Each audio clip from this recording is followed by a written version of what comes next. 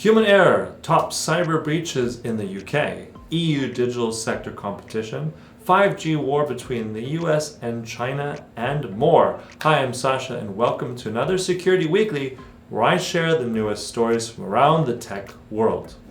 90%, that's the percentage of breaches that are due to human error in incidents reported in the UK last year.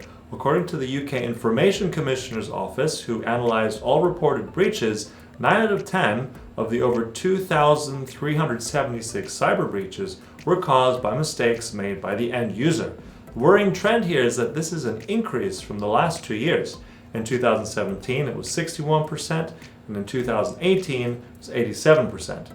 Phishing was the primary cause of breaches last year, followed by unauthorized access.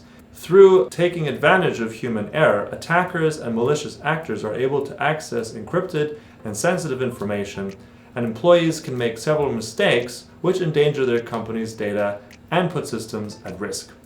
Now, it's worth noting that these incidents are not always with malicious intent.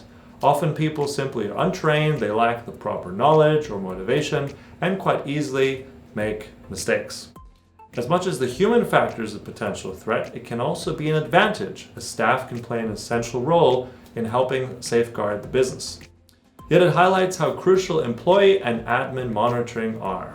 Pushing competition reform. In a leak, it was revealed that the European Commission is considering measures to bolster competition rules for digital services in order to limit the dominance of global tech giants. All in order to nurture and promote technologies that work for people. Led by the EU's Digital and Competition Czar, Margaret Vestager, who has been known for hardline views on unfair practices of global tech giants like Facebook, Apple, and the others. The Commission slapped Google with a fine last year of 1.49 billion euros for abusive practices. The Commission has plans to chart a way forward for digital sector in Europe and how to balance EU regulation in order to ensure a competitive landscape that is global and value-based.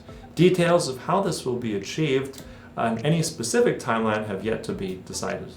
As we enter a new phase of Brexit, already new uncertainty and challenges are being thrown at the world. This week, Prime Minister Boris Johnson has announced that the UK will seek to diverge from the EU's data protection rules and establish its very own sovereign controls in that area. It already bodes to be a bumpy road, as the EU is standing firm in its belief that the UK must fully respect EU data protection rules. This casts doubt and worry about how GDPR will affect consumer and business data in the UK once the transition period ends at the end of 2020 and the UK has completely removed itself from the EU. Could this be an opportunity or simple muddled regulation mess doomed to fail? We'll see.